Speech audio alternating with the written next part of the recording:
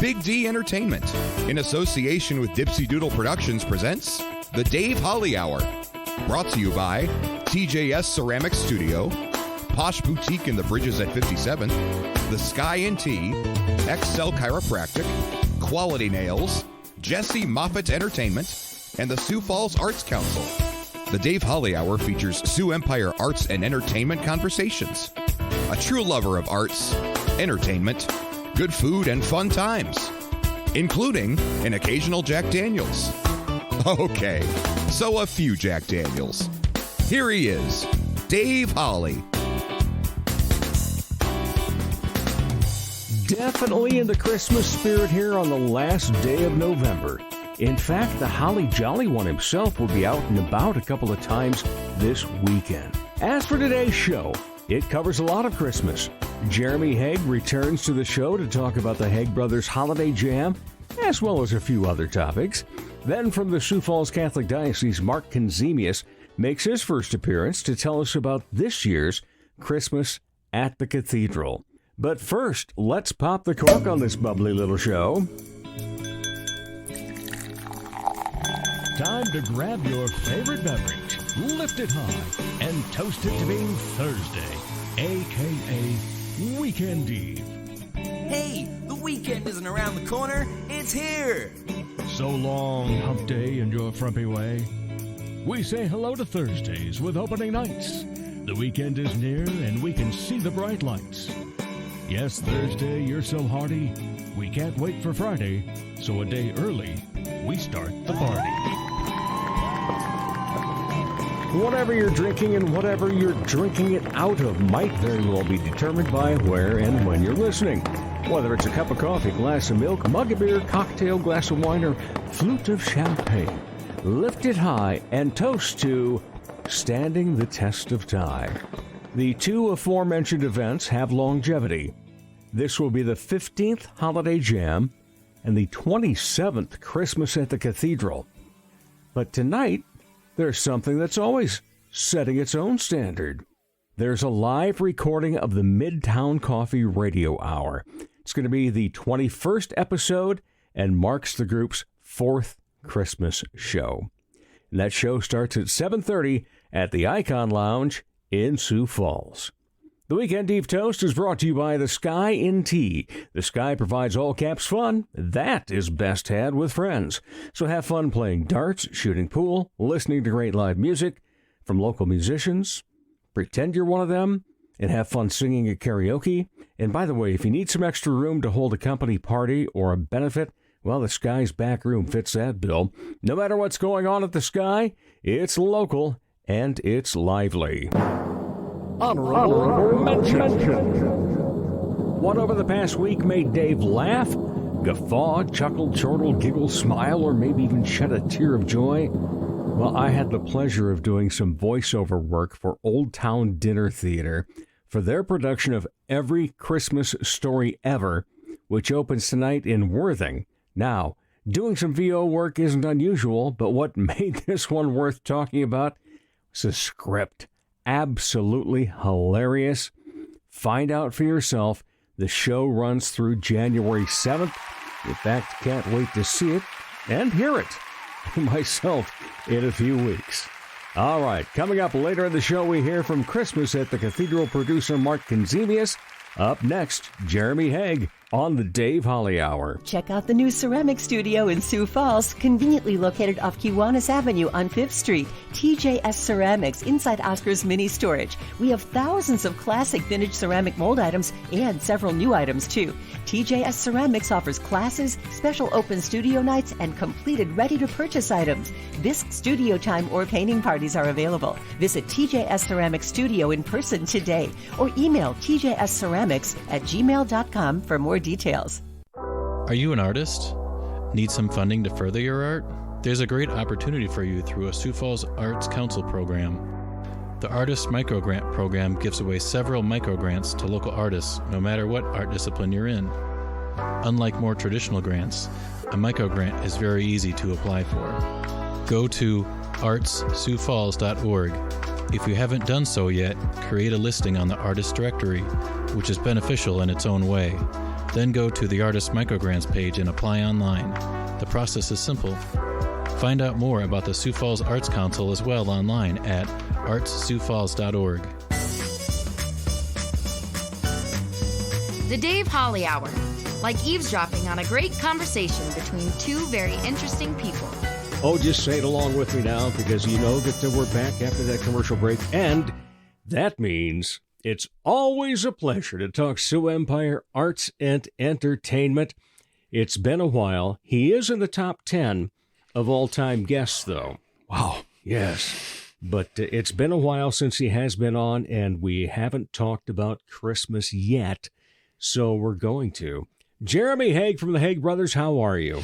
I'm good. Hello. Hi there. It's been a while. It's been a while. Yeah. In fact, we've got the Dipsy Doodle production studio now that you get to walk into. I adore it. Yeah. It's pretty cool. Yeah.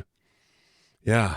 It's, for those of you listening at home, there are a lot of distracting eye candy type items in this room. I'll do my best not to get distracted. Wow. It's casting a spell on me. Well, and we keep growing and improving and so forth. Yeah. You know, we got nicer booms for the microphones now. Yeah. So the only thing we don't have yet is a table that doesn't make noise when people pound it. Okay. Yeah. So stay away from that, because you might get, starting to play the keys and so forth. That was only about a third of my material. Yeah. It'll be okay. All right. And so the Hegg Brothers Holiday Jam is coming up once again. How many years now? This is year number 15. Wow. Yeah. Will we have a special for that then? Yeah, we've invited the horn section from Spooncat. So yes. We are joined. We already have, of course, a couple of saxophones and a trumpet in the form of Matt, Joel, and Jimmy that play in the Holiday Jam group and have for years. And we're adding to that the four horns from Spooncat, the original four horn players, because we're just that way. And it's the 15th year. And we're going to blow a great horn of plenty. That's how it is. What are our dates and where are they? I know that I'm going on Saturday the 16th. That's here at the Washington Pavilion. The last show, the flagship show at the Pavilion will also be. We're around the state the week prior in places including Aberdeen, Pierre, Huron, Mitchell, Brookings. We're in Sheldon, Iowa. The dates are all on I don't know if I'll get the dates exactly right. I do know that the extra horns, like our guests, will be joining us in the state for the Mitchell show on Tuesday, the 12th, and then in Brookings on Thursday, the 14th.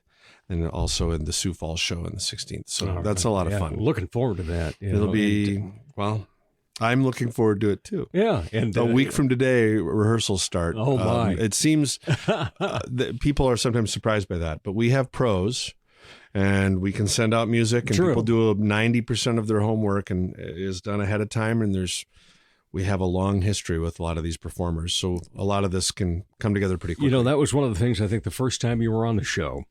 And we were talking about, what do rehearsals take and so forth. Yeah, we just get together 2 or 3 days. Yeah. That's fantastic. And like you said, you do have pros. I mean, the people that are already familiar with the horn section and so forth in what you traditionally have on stage. Yeah. And then there's going to be people that understand, Spooncat. And then the whole melding of them together is obviously just going to be powerful. That's the idea. And it's always a powerful show regardless. Who else is coming back then that we would notice? I'm glad you asked. We have Christian Zamora is back on violin. Always fun to have him performing. And Allison Nash is back as our featured vocalist. Yeah. It'll be great. She's always such a delight. This, I think, is the 12th year she's done the show with us. Wow. Out of the 15 in some fashion. Matt Wallace as well? Matt Wallace is coming back on tenor saxophone. He's done all 15 years. We're going to have to start handing out actual plaques, participation plaques. Like you were in school. Here's the thing. Some of these people don't really like holiday tunes that much. I mean, it's not, it spikes on negative ratings for some people because it's a niche of music that maybe people would rather not have too much of. But these performers still stick with us and do this stuff every year. It's a little bit of an upset. Yeah. We're very fortunate. Very fortunate indeed because, like Matt's played with some big names. Yeah. Allison's doing quite well. He's got really famous people's phone numbers, Matt does. And then stories about him. You'll see somebody on TV, he goes, oh, I got to tell you about the time it was in India? Really, Matt? Yeah, he's got stories that span the globe that cross over into a lot of spaces that you wouldn't expect. Yeah. Yeah. Now, how did you meet a lot of these people? Obviously, the Sioux Falls folks, we know. Yeah. But, when it comes to all the others that you've brought in over the years, how'd the connections happen? The relationships happen through, a lot of the relationships were enabled by things like the Sioux Falls Jazz and Blues Society because it offered performance opportunities, traveling opportunities to go perform assembly programs. That led to the kind of the alliance between Joel and Jim and Andrew and myself where we would play a lot together. The Spoon Cat guys we have a long history with. We just met because we were young and didn't know any better and thought, yeah, let's start a band with 9 people in it. Let's do that. What could go wrong? Yeah. Especially the take. With Matt, I had played with him a couple of times when he would come up to play at Touch of Europe. Okay. And I'd be the piano player that guested with the band. Yeah. And I just called him out of the blue and said, I got an idea. Do you want to do it? He goes, yeah, count me in. I got to move a thing. He had to move like a date that he had on his calendar, but count me in. I'll get back to you. And sure enough, he was in on this idea I had. Yeah. And it's been a great idea. That's what led to the large group that makes up Holiday Jam. Yeah. And I'm assuming tickets are at a premium right now because they're going sells well. Out. We have we're selling good tickets. There's still tickets to go. That place has a lot of seats. Yeah. But it's also great to be in those seats when you guys are playing. And, it's really great to be on stage. That room never, there are a lot of people in that orchestra. I know you've talked to them where they say that never gets old. That's true. Go out on stage every time. You'll be there hundreds of times. You go out on that stage, it just never gets old. Yeah, when you get 1,800 people there. Yeah, it's a treat. It's you make it rock, and then the audience makes it rock as well. I agree. Yeah, except for my granddaughter one year. She was so excited. And, we tried to get her to take a nap in the afternoon, but she wouldn't. And so after 2 songs, she was flatlined the rest of the show. That's sort of what we, she's not the only one. That's what I'll say about that. She's not the only one. We had a year where somebody came in a full-on Batman outfit, little kid. Their parents were with them. I'm sure it was like, Dad's like, well, are you going to, I told you to dress up. This is dressing up, okay, well. And the kid was throwing a fit, and it was while we were trying to introduce a song. It led to there was a hullabaloo in the pavilion. Yeah. I remember, and it involved Batman. So see the stories you have now. For the 15th year. We've done that show. We've done it around. We've done it out in the hills in Deadwood and Spearfish and Rapid City. We've done it up in St. Paul a couple times at the Fitzgerald Theater. We've done it in Iowa and down in Omaha and all over South Dakota. All right. We're going to get to talking about Omaha in a little bit here as well, but let's kind of finish up here on Holiday Jam first. What's been the most fun thing you've ever done as a group then? It's a good question. I think for me, it's hard for me to speak on behalf of everyone. It's a very difficult question to get into their heads. Speaking for myself, I think some of the most fun we've had have been some of the trips where we spent time on the road apart from the shows. Yeah. Shows are fun, but they're only 2 hours. Sound checks another couple. A lot of the day is the rest of the day. We've had some times at lodges and places out in the middle of nowhere in South Dakota that in the winter, right, where hilarity ensued. And we'll always remember some great cooking happened, some great stories, laughing so hard that our sides hurt. Yeah. See, now you mentioned cooking. The first thing that is, you were talking about traveling and so forth was, are there any favorite establishments that it's like, oh, we get to go here because we can stop here? We typically were on site. There are a couple places that send us to an establishment for the meal before the concert. Right. But for the most part, we're at the beck and call of the people that have hired us and are paying and promoting the show when we're on the road.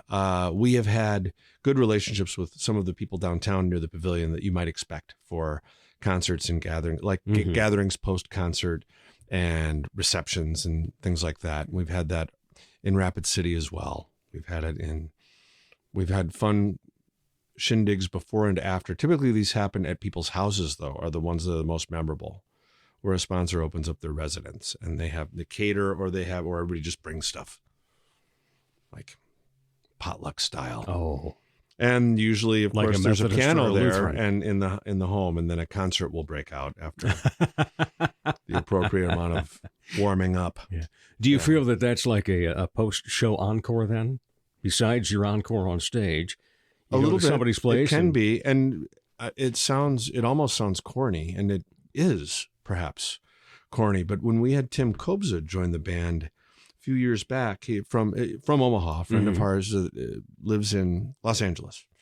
He was back, joined us on guitar, and went along with us to Pier, and went to one of these homes afterwards where he was regaled with stories and just the atmosphere and the feeling of warmth. And he said, I knew that the shows would be fun. This is what I will never forget for the rest of my life. This is magical. This is what I'm going to tell people about. So Yeah. there's a special quality to that type of connection. Great testament to what the band does besides just playing. I hope so. Yeah, because it's easy to tell that you're having a good time up there, that you're friends, that everything works. The chemistry is there no matter who you bring in. John and I like to surround ourselves with we're friends with these people, but we're lucky to have talented friends. That's the way I Very put it. talented. Yeah. Well, and talented individuals, the two of you are. It's kind of you. Yeah. Well, see, I do the same thing. I surround myself with talented guests. Yeah. That's what makes the show keep going. Well, is that a dare for me to grind this to a halt? I've done it before. Dave, I'll do it again. No. Remember that time I asked you about when the last time you wore a clown suit was? You said, how did you, and I was not aware at the time that you spent so much time professionally as a clown. Yeah, it's funny you bring that up because somebody took a picture of themselves holding a picture of me as a clown from probably 25 years ago and put it on Facebook today. It's like, well, that was a minute ago, wasn't it? It's also a huge validation of social media, isn't it? Yeah. Mm-hmm. Picture them holding the picture of you in clown regalia. Perfect. It doesn't get much better. Civilization. Yeah. I'll now take your questions. Yeah, when they come back and look at 2023, they'll take a look at that and go, what was that? Yeah. No, that didn't bring it to a screeching halt by any means. No, we keep chugging along because we got too many talented people in this area. Mm-hmm. I tell it often, and then, you're a returning guest. You've been on a few times, and I still have new guests. I have people asking to be on, and asking to return to be on.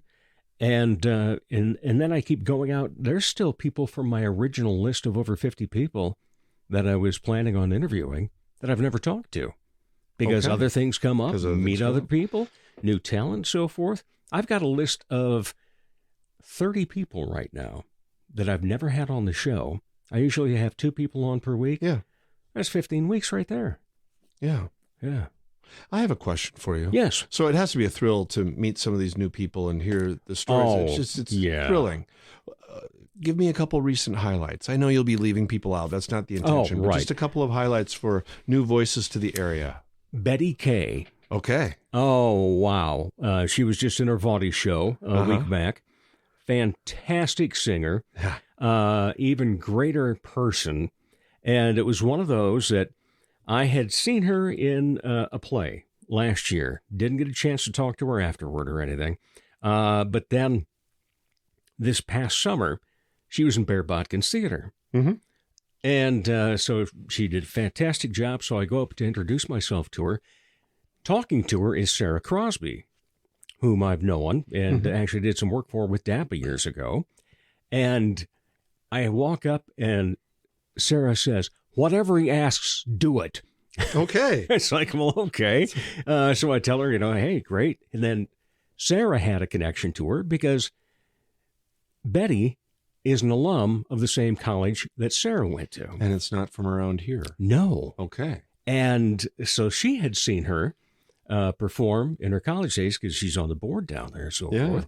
And then she found out Betty was coming up to Sioux Falls and was like, oh, my goodness. And then I found out, because I'd only seen the acting side, that she's an incredible singer. And just could not resist then finding out how great of a singer she is. And what was so fun was when I got to interview her on this show just about a month back. Sure. She said a phrase that I use a lot, and she's the first woman I've ever heard say, boy, howdy. Okay. Yeah. Yeah. Like a nice affirmative. Oh, boy, howdy. It's, well, it's a good affirmative. Yeah. Yeah. Boy, howdy. How, does she get the appropriate rasp in her voice when she says it? Yes. Perfect. Yeah. She's got it down. She's a pro. Okay. And she's like 22 or 23 probably. Good. This makes me happy. Yeah. Every time that you see somebody new, and my wife and I go to a lot of DAPA shows, and people will say, well, what are you guys going to DAPA for? You don't have any kids or grandkids in that, do you? No, but you're going to see some incredible performances, first of all. And then in a few years, they're going to be in the Premier Playhouse. They're going to be at Old Town. They're going to be at Corson. They're going to be playing in bands and so forth. And you're going to go, oh, yeah, they were in that DAPA program, weren't they? And people don't realize, because we've got this, not only do we have this incredible population of talent, we have it in the form of a train. Yeah, there's a pipeline that can produce a discipline. Yeah. And an expectation that one will perform and that there will be an audience. And, these are good things. And you have it, in the fact that you were at Augie as a professor. So you get to see a lot of that, and you kind of go, ooh, now there's somebody that I think, has got some real possibilities. And you get to not only view that, but you get to nurture it too. Yeah. I'm constantly revisiting in my mind or trying to imagine or reconstruct what a dummy I was in college as I maneuver my way with these. I'm very impressed with the caliber of students that is populating Augustana right now. Yeah. I really think they're terrific on the whole. I think back to what I was like. Oh, I know. Yeah. I had gaps, Dave. Did they have particular brand names? No, it wasn't even those kind of gaps. Okay. Those habits emerged later. This was just, I had plenty of, I could be dumb all on my own. Yeah, it was quite a skill. We have found the quote for this week's show. I could be dumb all on my own.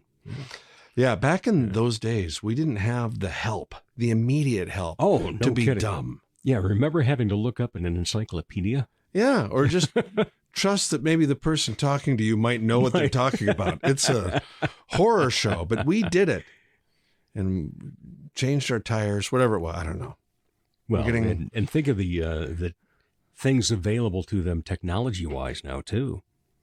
Yeah, and Scrabble had a whole different dictionary. Yeah, that's for sure. And then, like I'm recording this digitally. Nice little thing here.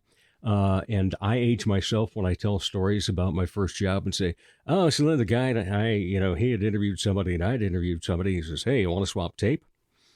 Swap tape? Yeah. Yeah. I was going to mention that.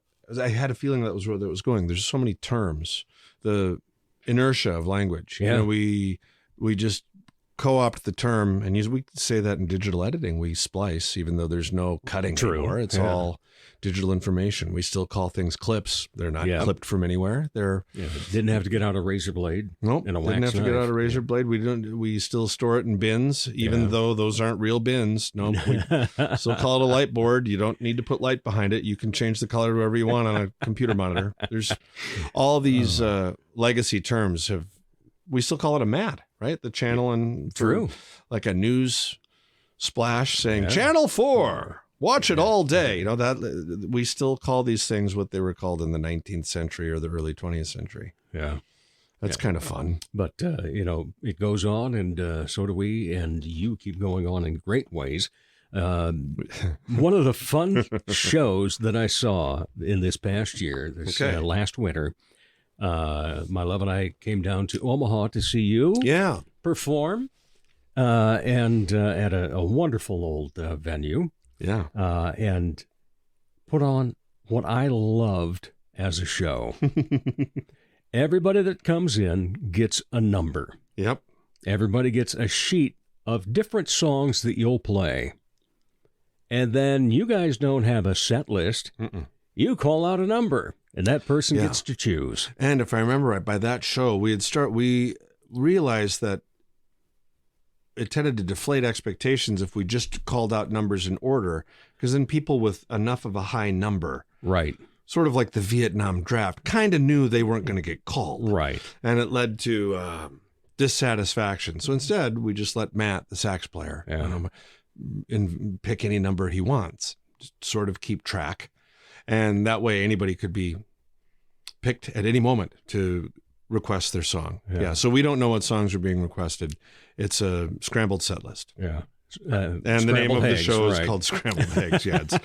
If you can believe it, growing up in Del Rapids, out of kindness, perhaps, I don't know if it was out of kindness. It might have just been, it never occurred to anybody to use egg puns with our last name. It really didn't. We avoided that for years and years. Yeah. And now we do all request shows in Omaha, and there it is. Yeah. It's terrible. Well, hey, go with it, though. If it works, you keep bringing people in. Because you guys end up doing a couple of shows down there. It's a fun conceit.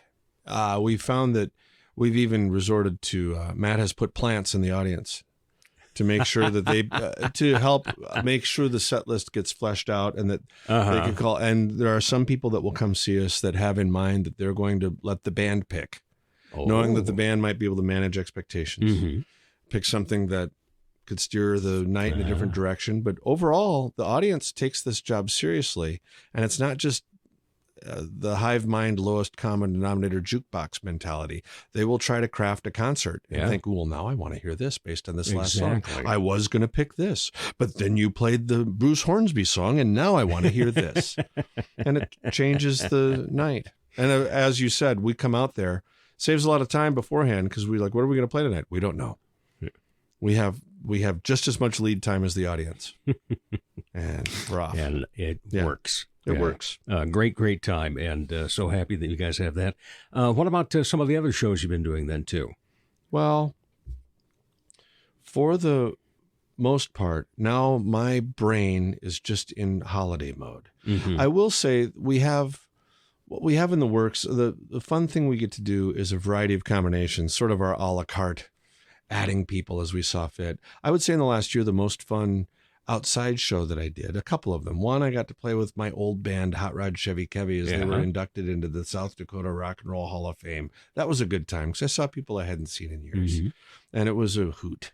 It was a formative experience. It went by in a strange blur. And it was younger times. Yeah, it was a big name at that time. Yeah. I mean, that was the band. That was my entry into that world, was joining that band and going on salary and traveling around this part of the country, backing up 50s and 60s artists. Yeah. Then the other thing was when Mark Romanowski and Joel Shotwell did that dual CD or vinyl release, the album release concert in May at the Belvis Theater. Yeah. That was a lot of fun. A whole bunch of people on stage that I never thought we'd all be in a band at the same time. Cross that off our list. And see, that little bit I was telling you about people that haven't been on the show. Romanowski is one of them that I need to get on. He's on the list. You'll need, how sometimes half-hour shows on TV will have part 1 and part 2. Even sometimes if they just get going, it's part that you'll need a part 2 with Romanowski. There's going to be some ground to cover. Can I tell you a story about of course Romanowski and I? And you can bring it up with him when he's on. You know where we met? Shatek Bible Camp. We were in between 6th and 7th grade. Wow. Yeah, we laugh about it now. There was a talent show that week. Neither one of us was in it. We were shy kids. What can I say? Did you know about each other's talent show? Not at all. We just were in the same cabin. We got to know each other. Then later, he's in Violet. And then we started a little band. And it's like, hey, wow. How you doing? Shatek, right? Yeah, it was great. Oh, my. So you do have stories. A little bit. Yeah, you got them. They're building up, too. That's what's always fun. You get to look back and think about all the fun that you've had. All right, so now we must cross over to the sports world. Okay. Yes. And I'm not sure why my lights are flashing right now. I like it. Yeah, it's pretty cool. It's because it's like breaking news. You're going to go to the sports world. Dun. Yeah. All right. So how have the Twins done in the off season? I haven't been paying terribly close attention. They made the announcement they were going to cut payroll a bit, and we'll see how much they cut payroll. But it looks like it'll be a real cut. That means material changes to the roster, that they have a playoff-ready roster, even with the people leaving. They're in pretty good shape, but they'll need to find the new people for this coming year. There's always new people. Yeah. I will say this. We went to the first wildcard game where they finally won a playoff game. Excellent. John and I were going to a Peter Gabriel concert that night and in the cities, and then that game emerges and becomes a 3:30 start. Well, we can go to that game and then get over to the concert. It'll work. We just got to plan how we eat differently. That's okay. Eat at the ballpark. We ate at the ballpark. And we were at the game, and somebody came next to us. Somebody who's probably been to, I don't know how many games they've been to, but they said, why? The atmosphere was electric. They said, why isn't it always like this? And I said to them, it's Italian food. It can be like this all the time. You just have to care about it enough to make it like this all the time. That was my analogy in Target Field. I actually brought up Italian food. Italian food. Yeah, they take it seriously every single time. Yeah. So, it's like that all the time. If they hear this now, then they're going to be doing like IKEA with the meatballs. With the Italians? No, Target. Target Field. Hey, we got to think about this Italian thing that the Hegg kid brought up. Yeah, that it will be on the tip of their tongue. Top of mind awareness for him, Jeremy. Top of mind awareness. I've done my part. My work here is finished. Yeah. Well, I was surprised by how well the Cubs did in the second half. Oh, they were good. Wow. Yeah, and what a turnaround. But not enough of a turnaround for David Ross to remain manager. Yeah. Craig Counsell from Milwaukee. That set a new precedent, didn't it? Huge. That salary, probably long overdue in the world of managerial salaries. True. I think they've been, compared to the revenue that comes in and the job responsibilities, they appear to have been underpaid. But I know that subject of money in sports becomes a salty one in a hurry. Yeah. Do you think maybe they hired him just because he has the same first initial and last initial? That's my guess. Chicago Cubs. Craig Counsell. Yeah, it works. Yeah, I can see huge C's with both being laid out after that then. The merchandise, CC. Yeah. Yeah. And they'd have to win it in 7, then it could be CC7. That was my father's favorite drink. I could have the CC7. Yeah. It hasn't been my favorite drink, but that's okay. What has? It's just, nowadays nothing. I used to be a bourbon guy back in the day. Yeah. That bourbon. Oh, yeah. It was my spirit animal. I got to taste 5 different ones in Lynchburg, Tennessee, just a month back. Nice. Yeah. And brought home the commemorative bottle because it's a dry county. It's a dry county, but they do allow sampling on the distilleries. Yes, they allow exceptions for that. And then you may buy a commemorative bottle in the gift shop. Yeah, of course you may. Yeah. So now, Lynchburg is the home of Jack Daniels. Yes, it is. Is that right? Okay. Yes.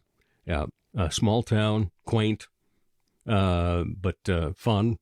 Yeah. And we rode with, we actually were staying in Mount Juliet. That's where my sister lives. Yeah. And about an hour and a half drive from there. Although I think my sister might have made it in 58 minutes. Yeah. We call her Danger Diane now. Again, alliteration. Yeah. This is exactly. It is. People love it. Don't let the Cubs find out about her. Although she'd be at the ballpark in a hurry. Chicago, yeah. I'll be right there. Not a problem. But anyway, the one thing that I really would love, they don't let you taste it, but there's a Sinatra Select Jack Daniels. Okay. Spendy. But not as spendy as we had been told. Somebody had told us it was $1,100 a shot. And in the commemorative gift shop, King Louis. What was it in the gift shop? It's only $170 a bottle. I thought that was a tremendous bargain. But my wife would not allow me to buy that one. Oh, don't you think that the markup for it still is an astonishing markup for the like I'm wondering like if in a bar setting where they just have a premium price on that shot for the shock value. Or the person that told us this said that was in Las Vegas. The $1,100 a shot. It's in Las Vegas. Yeah. Yeah. Well, they maybe they're an exaggerator. Maybe they're the hyperbolic type. Yeah. Yeah. It's, use a lot of big words. Yeah. Yeah. Thank you. And then of course use them, with alliteration. I could. I hadn't planned for that. Yeah. That wasn't part of what you thought when we were coming into this today. Nope. Yeah. But I came here from Brandon. True. Don't I get a... Yes, you do. You got a free grace bottle period? Of water. Yeah. Free bottle of water? Free bottle of water. For those of you listening at home, the bottle says on it pure water, in case you were wondering. But it also says, I listen to the Dave Holly Hour podcast. Exactly. And it is local. Dakota Splash. It is local, Dakota Splash. Yeah, so they get a freebie on that one. Nice. Maybe they'll give me an extra case next time. Give the man what he wants. Whatever he asks for, say yes. Good callback. All right. So we got Holiday Jam in there. We talked about Omaha. We talked about Spoon Cat. We talked about baseball and Italians and everything else. And now, beverages and so forth. Yeah. But what is your favorite food? I think I like scallops a lot. Mm-hmm. We call them little pillows from heaven.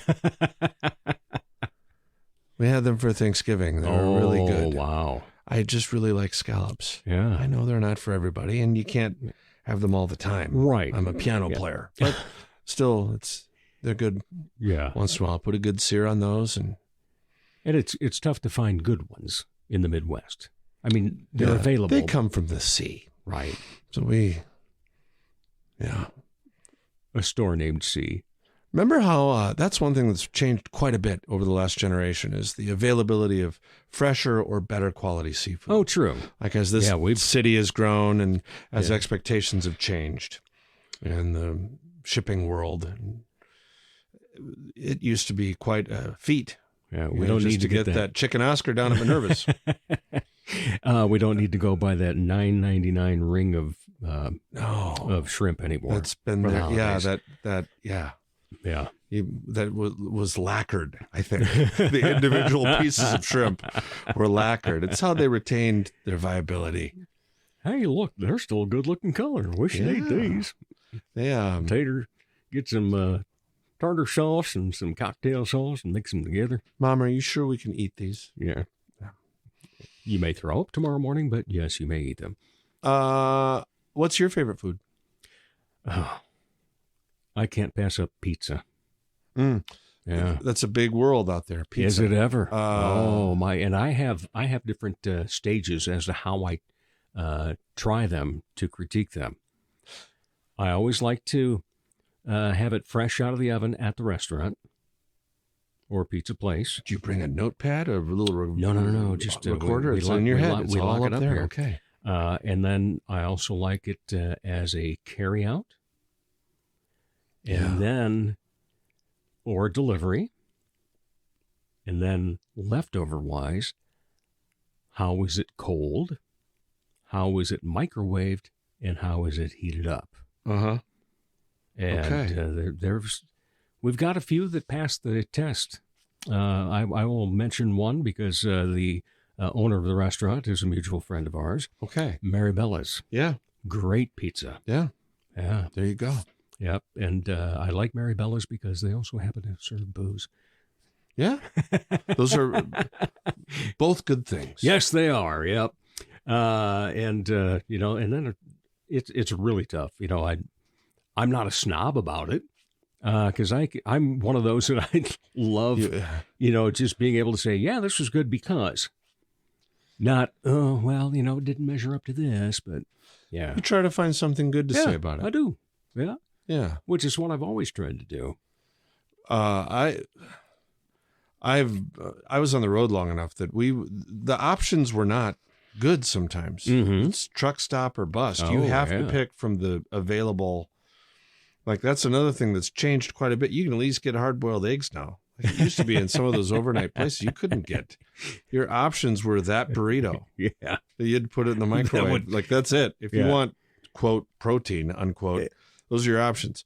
And some of that might have been prior to health inspections because that's increased quite a bit for convenience stores and truck stops and so forth. And, that can only be in the case for 2 hours and then it has to come out and be thrown away. But I would imagine there were some things that might have been day old. A lot of stuff seems cleaner now, doesn't it? Yeah. Remember the walls of some of those bars? Oh, goodness. The guy with the top hat comes to mind. When it was carpeted. Yes. We used to have a saying, Dave, where that lab in that big facility in Svalbard, that island, northern Norway, up north of the Arctic Circle, where they have that big building that houses the world's biodiversity. And it's locked. It's a fortress. Whatever isn't in that lab was on the walls of the top hat. I've never been more sure of anything in my entire life. That was one of those when I was in the Shrine, and people would go over there a lot. And prior to the smoking ban, that was one of those, I don't smoke, but I could walk in there once a year and I had enough nicotine in my first 5 steps to survive for the year. It might have been a question for the Shriners, like when they did their insurance questionnaires. Like, do you go to the top end? Because that changes our numbers drastically. We really need to know. Your loved ones need to know too. Exactly. Yeah. All right. Okay. The typical 2 questions as we finish up here. Yeah. When you're not part of the arts and entertainment world, what do you like to be entertained by? I like to be entertained by reading, and I typically read nonfiction. I sometimes scold myself into wishing I stuck with more fiction more regularly, but I like to dive into the written word. Yeah. Anything you're reading right now? I'm reading some books right now. I'm reading a lot of stuff about the late 19th century. I think it's a very undercovered part of American history and just world history. We tend to gloss over it. Mm-hmm. A lot of major events in the 20th century, and people know what they think they know about those events. All that's fine. Yeah. But there is a lot in between the Civil War and, say, the Great Depression that gets overlooked. It's very formative of the way we live now. And interesting. I've been reading a lot of books in that area. There's a lot of marvelous stuff. That period of time encompasses the birth of jazz, among other things. Right. So that's one of my that's one of my hobby horses is reading books about American music. On the way down to the Nashville area. Yeah. We were going to stay in Columbia, Missouri the first night. And did you go to Kansas City? Yes, we did. Did you go to the American Jazz Museum? And because we were going Baseball Hall of Fame that's right next to it. Right, because Right you there buy on one 18th ticket, and Vine. you get Yeah. few bucks off the other one. You do. Went to Yeah. both of them. It's fantastic. a fantastic way to. Yeah. Well, we had originally gone just simply to go to Arthur Bryant's because I've been to Arthur Bryant's several times. Yeah. It's like, gosh, the Negro League Museum's right over here. Yeah. And I've never been to it. And we've got hours before we have to check in Columbia, Missouri. And so it's like, let's go to that. And then, what's this? The Jazz Museum's connected with it? Yeah, and it's specifically it's got a Kansas City-centric focus. Yes, it because of does. Count Basie and Ella Fitzgerald. Yeah. All these performers, Miles Davis and his Missouri roots. There's a lot of people that had ties to that specific geographical region. Kansas City is its own stop in the blues history world, up the train tracks from down in New Orleans. And then I had to have my picture, because they've got those big plaques or whatever you want to call them in the cement out front on the sidewalk. And had to have my picture taken next to the one of Marilyn May. Okay. Because I used to go see her every summer at the Inn at Okoboji when she would play that. And she and my folks graduated. Well, it was my dad and then Marilyn and then my mom. They didn't know each other from high school per se, but they were, alum of the same. And that means something of Marilyn's formative years. Yeah. You kind of know what it was like based on your parents' experience. Exactly. Yeah. And boy, she was talented. Yeah. Oh, my. She held the record on The Tonight Show of being on the most times. That's a good record to have. 76. 76 times. Yeah. And then Johnny Carson one time, because he never had her over on the couch or bring her over after performing. But the one thing he said was, you want to learn how to sing? That's it. Mm-hmm. Yeah. Well, clearly, he must have considered her a favorite. Yeah. Well, and I'm sure Midwest upbringing probably helped out with that, too. Could be. Yeah, might have been. All right. Yeah. Final question, then. Okay. Any other hobbies? Any other hobbies? Let's see. Most of my hobbies involve just different branches of music, I would say. I bet there's something. I like word games a lot. Crosswords and stuff like that. I'm a crossword Contests guy. Of, when I get up in the morning, that's the way I'll kind of try to wake my brain up, is the battalion of Wordle and its derivations online. All of those. 2 words, forward quartal, octortal, setaquartal. You can do 16 at a time, Dave, and I do it. I do it for the people. All right.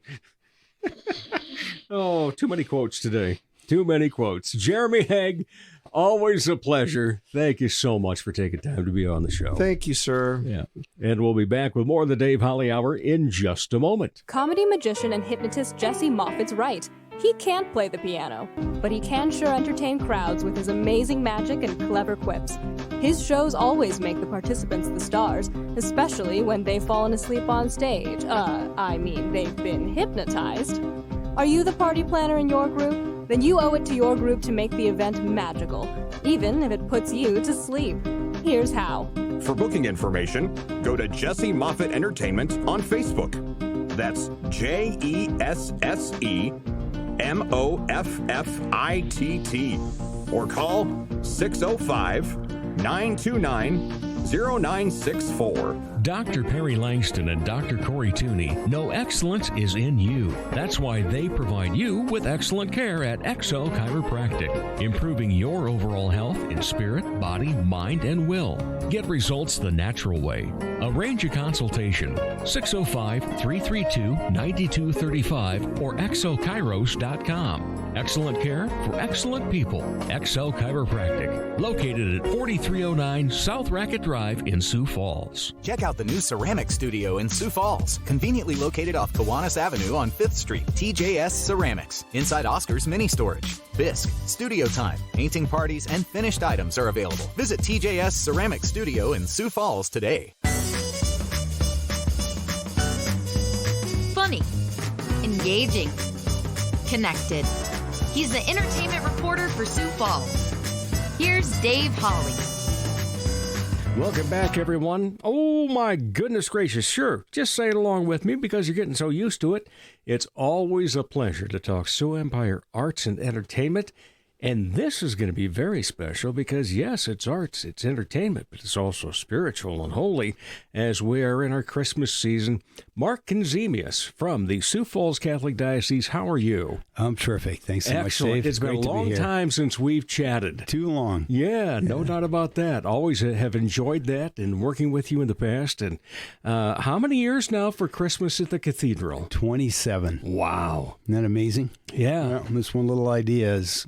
Yeah, carried on and on. Isn't that interesting how that will happen? Yeah. That somebody gets an idea and just says, hey, let's roll with it. And all of a sudden, the next year, it's like, okay, how do we improve it? What else do we need to do? And so forth. So take us back to 27 years ago and that little idea. And what was one of the performances like at that point, and what is it at now? Well, it was the idea of Bishop Carlson, our bishop at the time. He said, let's do something, Mark, that can bring the community together. He knew my background. I spent 13 years with a nonprofit called Up With People. It has a musical component to it. Yeah. And so I had enough production experience, Dave, to know that it's a lot of work. So I dragged my feet. And I didn't, no way I want to do this.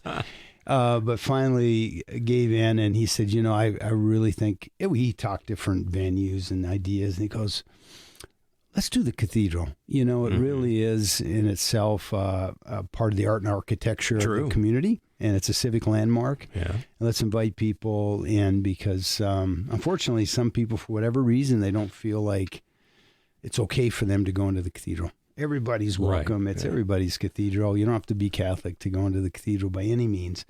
And we welcome everyone. And so that was kind of the idea. And let's do it at Christmas time. In the very beginnings, where do I start? And I reached out to Henry Charles Smith, who was the conductor at the time of the South Dakota Symphony Orchestra. And I had heard that Henry had a great love for the acoustics in the cathedral. And so Henry didn't hesitate. He said, absolutely, Mark, let's do it. And it was a chamber orchestra that we brought in. Basically, just did a number of what he called symphonias. And I'm really quite naive when it comes to all the music that's out there. And he helped teach me a lot through that. And the second half, we brought in the cathedral choir, and we did parts of the Messiah. That's how it started. And with my Up With People background, I thought, this is great. The people really responded. We did 2 concerts. And there was a lot of interest to continue, but I thought, let's tell a story. Let's not only entertain, but let's tell a story. And one of my pet peeves in a production is to watch whoever it is, whatever it is, let's say the choir get off and on the risers. I just feel like we don't need to watch them get off and on. So we can tell a story while they're getting on the risers. And then as soon as that story's over, the lights come on, and there they are. Yeah. And then you tell some more story, and before you know it, they're off. And that's kind of how we focused on a theme. We tied the concert together that way, and there's something about, as a Christian, it's Christmas, but it's really the incarnation for us as Christians. So it's this idea that God would humble himself and come down to earth and do it in the form of us and of a human being, and in such a vulnerable situation as homeless in a cave, if you will, amongst animals and as a baby. How much more vulnerable can he get? So it's a really cool, amazing story just to talk about that. And then there's all of these different perspectives. So we haven't run out of them. Nobody's gotten bored. Yeah, I was going to say, over the 27 years, I've not seen a repeat. No, we write it fresh every year, and this year we're taking the perspective of the Magi, and we have one character in particular who will carry us through this. I learned that the singular form of Magi is Magus. Yeah. So our Magus is we were crazy, and we reached out to Mark Christopher Lawrence. He's a professional actor, known probably most notable as Big Mike on the NBC sitcom Chuck. Right. And he's been in movies and a variety of things. And yeah, you'll recognize him when you see him. Yeah, and I was so surprised he said yes. Wow. And so he's going to be our Mongoose. He's going to be the character and carry us through this incredible story. And really, when you do it from the first person, there's a perspective that you're able to walk in their shoes and go, wow, I had no idea that's what it might have been like. And so it's a lot of fun. And then you add beautiful music in a beautiful space. And it's pretty hard to mess it up, quite frankly. Yeah. So what kind of research did you do to write this then? Well, we have, over the years, we've evolved. I'm getting to the point where if the Lord would have it, I would hope that it would live on beyond me, if that's what would happen. And so we have a creative team of Dan Goller, who's the music director and conductor, Apollonia Davalos, who's just Apollonia. You can't miss her if she's in the room, right? Exactly. I love Apollonia, and she brings such great spirit she does. And heart to the production. Yeah. And then Joe Obermuller, who's the former head of theater at USF. And so that's the core creative team, and we started right after last year's Christmas at the Cathedral was over. It's the best time to process and say what didn't work, what did work, and where would we want to go. And so we met monthly, January through May, and we pretty much landed on the theme, and we started putting kind of the bones together and then the skin on that. And by June, it was pretty solid, which it needs to be, because then Dan Goller, the music director, he has to then pull all the music in, and he arranges much of the music just for this concert. Wow. And if we're missing something, Dan's got this extraordinary ability to compose music also. You just don't find very many people who can not only conduct and arrange, but also compose. Right, yeah. It gives you a lot of weapons then. It does. Yeah. Again, it's pretty hard to mess up when you got all those weapons. That's one of the things I've always loved about you, your positive attitude toward any project that you take on. What are the difficulties, though, in putting something like this together, though? Well, it's a great question. I'd say first and foremost, it is not a production facility, if you will. So it's not a theater. Right. And I'm trying to think of, I've said it to Mark Christopher Lawrence over the phone and on Zoom and as we've communicated, but I'm going to have to say as soon as he arrives and walks in, hey, remember, Mark, this is a worship space. It's over 100 years old. Not a sound stage. No, it's 120 years old. We don't, our green room is the back room in a storage room in the sacristy, and off stage is really limited and everything. But I'd say that's the biggest challenge. And then it's an active, very active parish. So there are 6 performances that we do in 4 days, but during those same 4 days, there are 5 worship services going on. Wow. So we have to strike and set up. And one of those 6 performances we do is also videotaped for television. So we have a whole nother production, if you will, that's going on. So there's just a ton of activity. Yeah. Well, it's always great to see, and looking forward to it. So what do we have for dates and so forth this year? Well, it's December 14th through the 17th. So it's Thursday, Friday, Saturday, Sunday nights, 14th through 17th. And we have matinees on Saturday, the 16th and the 17th. All right. I have the feeling it'll probably have to be the evening show on Sunday. Do you call it a show? Well, we have concert. Concert, yeah. Production or concert. Right, you don't want to take away from the aspect of it, that this isn't, the old Bing Crosby, Bob Hope type thing. This is talking about the Lord and how, Christians began, basically. Yeah. And you're telling that story with reverence. But yet it is, meant to be something to bring people together. Absolutely, and it's very entertaining. The 2 soloists are from Nashville. They're fantastic. They've been here before. They're returning. Shelley Jennings is our soprano, and Carlos Santiago is our tenor. There are pieces in here. If you can, I'm just trying to give you a little picture. There'd be a moment where our Magus is like just so discouraged because he took off. He had no clue. He just went on faith, and is following stars and scripture and different readings he could find, and just knew that the Messiah, is prophesied to be born. And then all of a sudden the star appears, but he runs into Herod and he runs into these different things, these problems. And he gets pretty discouraged and going, where are you, Lord? Yeah. And all this. And it's relatable because I have those moments. I had that today, as a matter of fact, that happened. And then we bring in a beautiful piece of music. This one piece is called, Natalie Grant sings, it's called Face to Face. And it brings in that emotion when you're in that space, and we bring special lighting in, and you've got this story, that message. And it's not unusual to see the emotional expression in the audience. And that always just means a lot because it's going to be different for everybody, as every art time, does, right? Every time I've been there, I've been moved. It is a very moving experience to see that, and it just the glory of the story. And then in that cathedral is phenomenal. And I like the fact that you do say that it's everybody's cathedral. Absolutely. Everybody's welcome. Yeah. So what's the type of response you get from people that have never been there before and they come to this? Yeah, that's another really terrific question. We haven't done a scientific study, but we think well over half of the people who are there are not Catholic.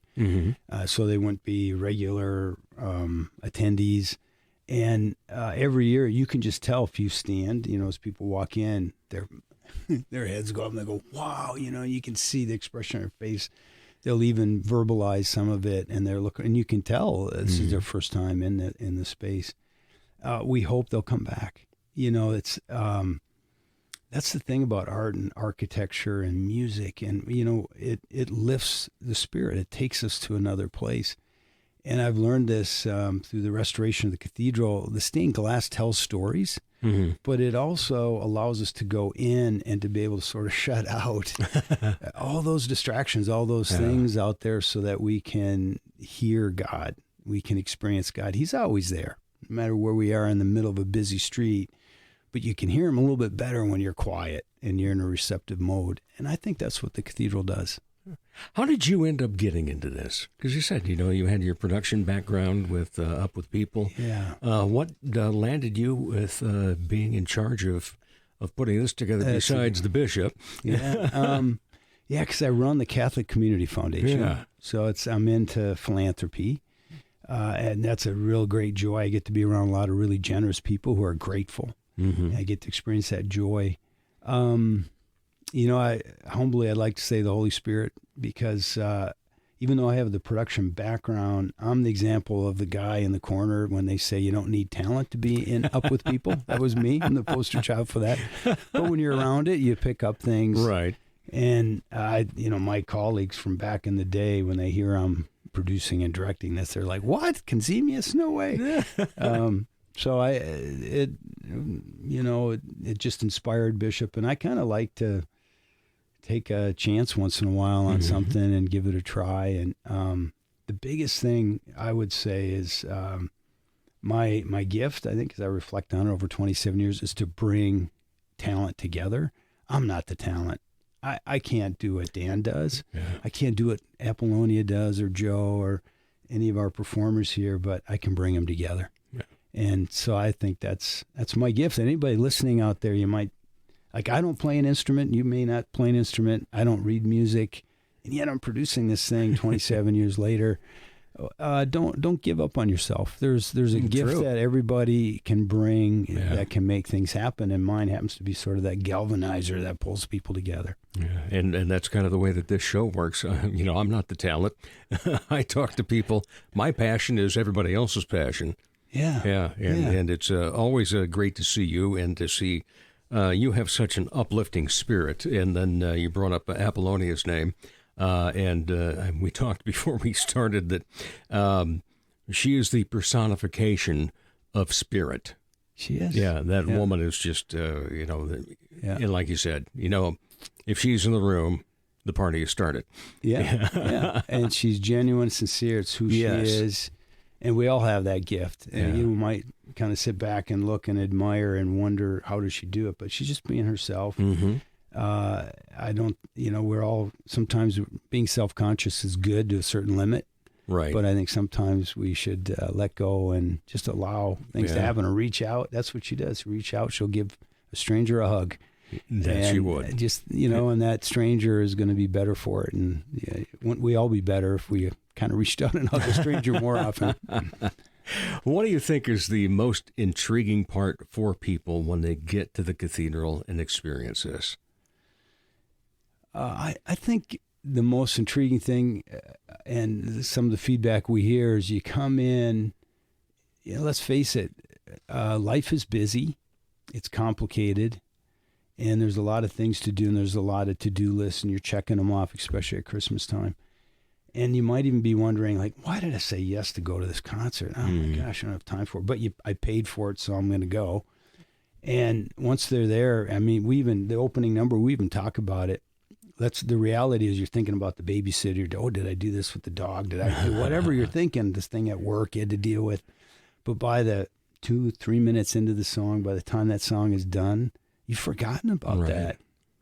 And we like to think that because of how everything works together with the art and architecture, I mean, the Magus will be in the center aisle. He'll be around. Like, there's no proscenium. Like I said, it's not a theater. Like, everybody is in the production, if you will. And when all of that surrounds you with that 8-second delay, that ambiance of the acoustics of the cathedral, I think that's what moves people the most and surprises them the most. And they walk out going, I had no idea that's what the Magus went through. Because what we're going to do is tell the story of the birth.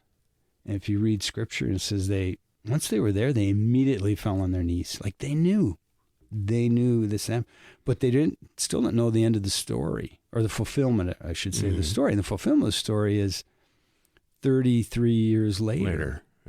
And so they go back to Persia, and we actually tell that story.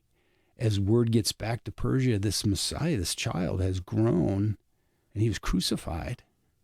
But then he hears, oh my gosh, he rose from the dead? What? And then all of this connects these dots and the fulfillment of all that, and how life has changed forever.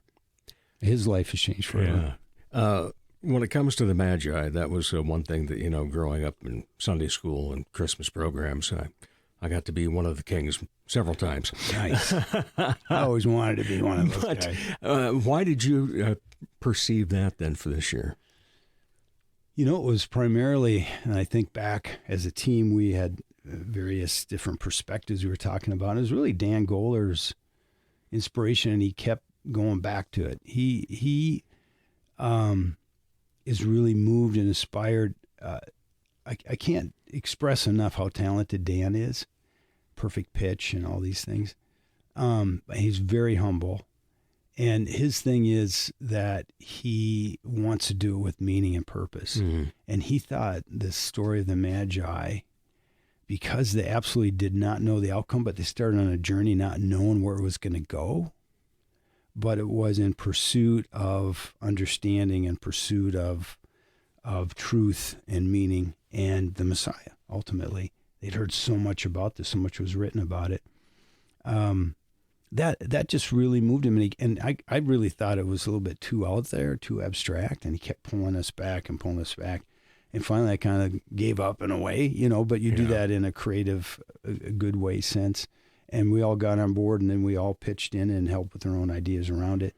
But I think that was the primary thing. And that even we all may have moments in our lives where you just, like, there's some sense of this understanding. There's light that comes into our darkness. And yet it's not fulfilled yet. I mean, tomorrow comes and the next day comes and all that. It's like going on a retreat. If anybody's been on one, or you go on a vacation, or you go to the mountaintop, they talk about the mountaintop experience, but you still got to come down. And so that, in a sense, was the experience, this Magus, the Magi. But then it came to fulfillment at the very end. And we can all relate to that. Any sing-alongs? There is a sing-along. Yep, that's kind of part of the tradition. Absolutely. I was going to say, I've always experienced that. That's always great when you get... how many does it hold? The Cathedral holds just under 900. Okay. And the way we fit 900 in, we try to do it comfortably and still accommodate all of the demand, if you will. We have 5,000 seats out of the 6 concerts, roughly. So it's like 850, 870. But it's called the transepts. Everything about the Cathedral teaches. So if you looked at the Cathedral from above, it's in the form of a cruciform. So the 2 arms, if you will, are called transepts. We remove those pews and we put in chairs and they face in, and we can fit 300 people total, 150 in each of those transepts for the concerts. It's a lot of work to do that, but behind 6 concerts, that's a lot of people, which really helps us to fit as many as possible. Yeah, but still, when you do a sing-along and you've got several hundred people as your choir then. Well, and this year we got the choir. It's a 50-member choir. It's auditioned. I mean, they keep upping their game every year, and they're very committed. They actually are going to fill the outside aisles all the way from the back to the front. Oh, wow. So it's going to be stereo and 3D, I guess, right? 5.1 surround sound for sure. All right. Christmas at the Cathedral. The Heavens Declare is what you've labeled it as this year. The Heavens Declare, because these were the Magi, learned men who studied the stars, and the heavens declared the birth of the Messiah. December 14th through the 17th, Thursday night at 7:30, Friday night 7:30, then Saturday 1 o'clock in the afternoon, 7:30 in the evening, and then Sunday the 17th, 2 p.m. in the afternoon, 7:30 in the evening. And a great group that you are in charge of getting together, as you like to say, and a fantastic alignment of everything that goes into this production. And so glad that you continue to do this year in and year out, Mark. And how many more for you? Who knows for sure, but I actually am retiring as president of the foundation in January. And then the board of directors has asked me to stay on for 5 more years. And my goal during those 5 years is to continue to grow this creative team so I can quietly step out the door and nobody even knows I'm not there or was there even. Right. That would be my hope. All right. Fantastic. Where do we get tickets? Tickets are available. If you want to get a physical ticket, you can go to Hy-Vee stores here in the Sioux Falls area. They're at the customer service. You can also call our office, the Catholic Community Foundation office, 988-3765. And, of course, a lot of people like to purchase online. That's CCFESD. It's Catholic Community Foundation for Eastern South Dakota.org. But just Google Christmas at the Cathedral. That's the easy way. Google Christmas Cathedral, and you'll see it'll show up there, and it'll take you to our website. Yeah. All right. Now, I typically end with 2 questions when it comes to having a conversation with people involved in the arts and entertainment. Now, you will undoubtedly say that, you don't know how to play an instrument, etc., but you're still involved with arts and entertainment in this. And so when you're not part of that, what do you like to be entertained by? What do I like to be entertained by? For me, are you talking about is this globally? I mean, is it as big as you want to be? Yep. You're talking about a group or instrument or anything? A genre of something? Oh, I see. You're into film or... Yeah. Oh, well, for me, I will have to say I love storytelling through film. I think that is a real gift. And especially because I think more and more our society communicates through video, through story. True. I think that's a tremendous gift. Yeah. And I really I'm inspired by other people's stories. So it's maybe there's others like me, because whenever a movie shows up and says based on a true story, I'm all in. I'm all in. Yeah, that's for sure. Any other hobbies? Yeah, I like to do kind of woodworking, anything with my hands, and more than furniture. It's actually work on the house, and we got remodeling going on. I enjoy that. We're blessed to have a little cabin up in northern Minnesota, so I work on that. Nice.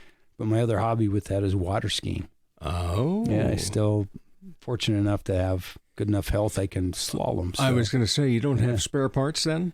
No, I'm still good. Okay, I've got a few, so I had to give up snow skiing and golf. I figured out every time I get on the ski, I figure this could be my last one. Enjoy it. Yeah. All right. Mark Conezmius, thank you so much. Looking forward to Christmas at the Cathedral again, December 14th through the 17th. Appreciate you taking time to be on the show. Oh, it was great to be with you. Thanks for all you do for the community. Oh, I appreciate that. Thank you. And we'll be back to wrap up the Dave Holly Hour in just a moment. Helping women feel empowered and confident is what Posh Boutique at the Bridges at 57th does, while supplying high-quality clothing that fits your lifestyle, personality, and price point. Whether you want comfy and cozy, casual attire, or something for a special occasion, Posh provides quality, selection, and value. They carry sizes extra small to 3X and have something appropriate for any age. Feel empowered and get confident. Posh Boutique at the Bridges at 57th.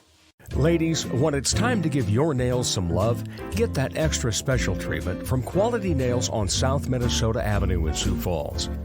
Manicures and pedicures that look great and make you feel fantastic. Zaya and Tony provide professional care for your hands and feet, whether you just want the basics or an extra special look with added flair. Oh, and guys, it's okay to treat yourself too. Quality Nails. Call for an appointment. 605-334-1463. Hot? No. Cute? No. Ruggedly handsome? Yes. Once again, here's Dave Holly. Thanks again to my guests, Jeremy Hegg and Mark Conezmius. As always, biggest thank you goes to each of you that listen, download, share, and follow. If you haven't so far, follow us on Facebook and Instagram. Now, besides information about the show, you'll find out when Dave Holly Hour Trivia is going on at Chasers. Now, for all 207 episodes, go online, davehollyhour.com. By the way, use the search function on our website to look up when your favorite artists have been on before and listen to any of those previous episodes. As the Sioux Falls Arts Council says, together we art. As Arts South Dakota says, home is where the art is. As I say, put some art in your heart. Remember, my name is Dave Holly, and for me, every day is a holiday. Dave Holly Hour has been brought to you by TJS Ceramics Studio, Posh Boutique, The Sky & Tea, XL Chiropractic, Quality Nails, Jesse Moffitt Entertainment, and the Sioux Falls Arts Council. If you would like to contribute to the continued success of this podcast, simply buy Dave a cup of coffee. Go to davehollyhour.com and click on the coffee cup icon. Don't forget to stay up to date on the show by following on Instagram and Facebook. The Dave Holly Hour is produced in the Dipsy Doodle Studios by Big D Entertainment. Thanks for listening.